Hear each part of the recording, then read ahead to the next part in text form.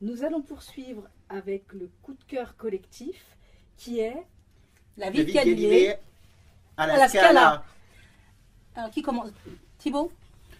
Moi, j'ai trouvé que c'était une adaptation, enfin une mise en scène qui était très belle esthétiquement, avec les clairs-obscurs dans une version épurée qui laissait très bien entendre le texte de Brecht, un peu aride, euh, mais il laisse passer toute la complexité, opposant les lumières de la raison à l'obscurantisme de l'Église.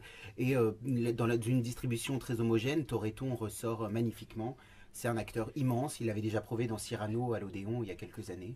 Et je trouve qu'ici, voilà, il a exposé tout son talent en retenue, sans en faire trop, contrairement à certaines fois, Sans et, éclipser. Oui, sans éclipser oui, le reste de la distribution. c'est ce que j'allais dire.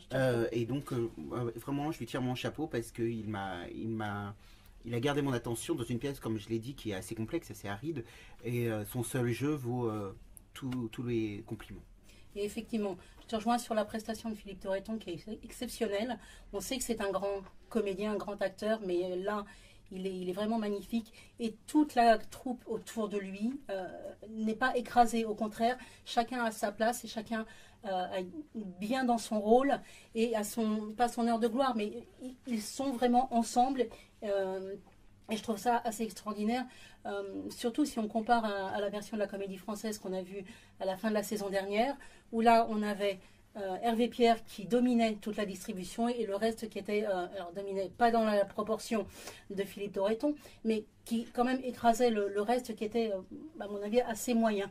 Là, on est sur le clair-obscur, comme tu dis, et sur un texte qui est parfaitement lisible, parfaitement compréhensible. Oui, j'ai aimé l'absence d'affaîtrie, l'absence d'artifice l'absence d'artifice. Il y a quelque chose de très épuré qui est très agréable. Et la scénographie, pardon Suze, la scénographie est magnifique. Moi, je trouve que justement, il y a très peu de choses sur scène, à part une grande table et quelques accessoires, l'astrolabe évidemment. Et on comprend toujours où on est. Alors évidemment, il y a un texte, il y a une projection qui indique toujours l'époque et l'endroit où se déroule la scène qui va suivre, donc on n'est jamais perdu. Mais il y a un moment, on comprend toujours, ne serait-ce que de toute façon par la scénographie ou par les lumières. Il y a quelque chose qui m'a bluffé la première fois que je l'ai vu, c'est quand on se retrouve au Vatican. Les néons, font une croix gigantesque au-dessus de la scène qui domine et qui écrase la salle.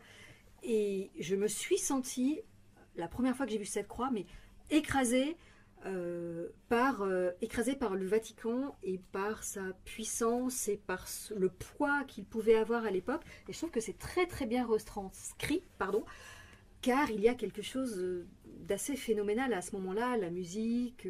Voilà, j'ai trouvé que c'était une très très grande intelligence, un spectacle d'une grande intelligence dans tous ses domaines. Suzanne va nous parler de Philippe Torreton.